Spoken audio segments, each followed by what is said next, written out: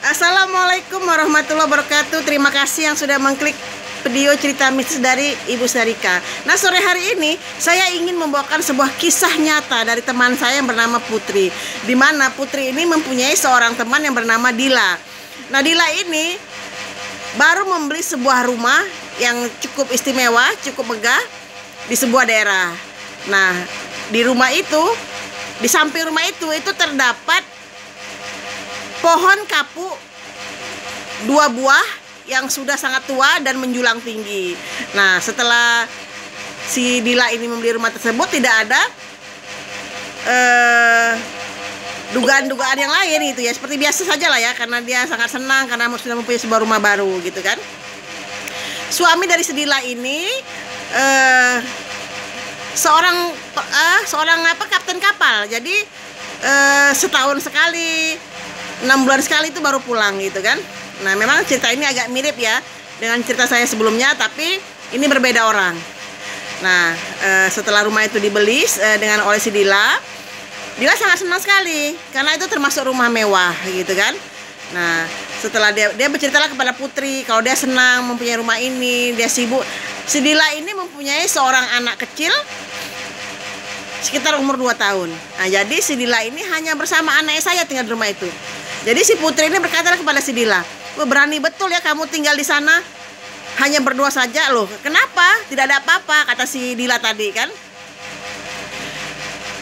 Si Dila ini bercerita kepada si Putri bahwa suatu malam dia kaget karena dia melihat suaminya sudah ada di dalam kamarnya. Nah, karena si Dila ini tidak merasa curiga apa-apa, tidak berpikiran negatif apa-apa, karena memang sifat suaminya kalau pulang itu selalu diam-diam, tidak menelepon, tidak memberitahu, tiba-tiba udah ada di dalam, tiba-tiba udah ada di ruang TV, tiba-tiba udah ada di kamar, dan itu memang kebiasaan suaminya. Makanya si Dila ini tidak menaruh kecurigaan apapun gitu kan. Jadi ketika dia melihat suaminya di dalam kamar, dia biasa saja karena dia memang sifat suaminya seperti itu gitu kan. Nah, akhirnya pada malam itu terjadilah persetubuhan dengan suaminya itu ya, karena suami istri ya biasa saja ya kan gitu kan. Ketika pagi, si Dila ini juga kaget karena suami tiba-tiba tidak ada. Di semua tempat dia cari tidak ada gitu kan. Akhirnya si Dila ini menelponlah suaminya yang lagi berlayar, seorang kapten kapal. Ternyata suaminya itu belum pulang gitu. Jadi kagetlah si Dila ini kan. Jadi yang semalam bersama dia di dalam kamar itu siapa gitu kan. Akhirnya si Dila ini pergilah ke seorang ustadz ya. Jadi di daerah sana ada seorang ustadz yang memang agak terkenal gitu ya. Dia berkata, akhirnya ustadz itu datanglah ke rumah si Dila. Setelah si Dila menceritakan sebuah kejadian tadi malam gitu kan. Setelah diterawang oleh ustadz itu, ternyata ustadz itu berkata kalau yang bersama si Dila semalam itu adalah sesosok genderuwo, sesosok tinggi besar yang menjelma menjadi suaminya. Dan genderuwo itu bernaung di bawah pohon kapuk di samping rumah si Dila tadi. Nah, jadi genderuwo itu tinggal di pohon kapuk di samping rumah si Dila tadi. Akhirnya setelah dikasih saran oleh Pak Ustadz tadi, dan setelah dibaca-baca lah ya oleh Ustadz tadi, akhirnya dengan bantuan warga setempat itu si Dila meminta menebang pohon tersebut. Nah, dengan membaca doa kan sudah di rumah itu sudah dibacakan Yasin, istilahnya di ruqyah lah ya kan. Jadi istilahnya kalau seandainya pohon kapuk itu ditebang itu tidak akan terjadi apa-apa gitu, dengan didampingi oleh Pak Ustadz itu.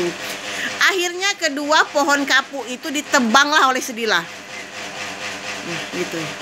Jadi malam pertama setelah penebangan pohon kapuk itu memang Dila mengajak saudaranya dan juga kedua orang tuanya untuk tinggal di rumah itu selama sekitar 3 bulan. Jadi mereka tinggal di rumah si Dila itu.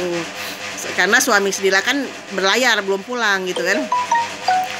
Selama rumah itu ramai, ada saudara si Dila, ada orang tua si Dila, itu tidak terjadi apa-apa gitu. Jadi tidak ada lagi genderuwo itu, karena genderuwo itu sudah dipindahkan oleh ustadz itu sudah dibuang ke sebuah pulau gitu. Jadi Genderuwo itu sudah diusir oleh Pak Ustadz itu kan. Jadi begitulah, dan sampai sekarang pun si Dila ini masih menempatin rumah itu, dan tidak ada kejadian aneh-aneh lagi. Jadi itulah sebuah kisah nyata dari si Dila. Dila adalah temannya si Putri, dan Putri adalah temannya saya.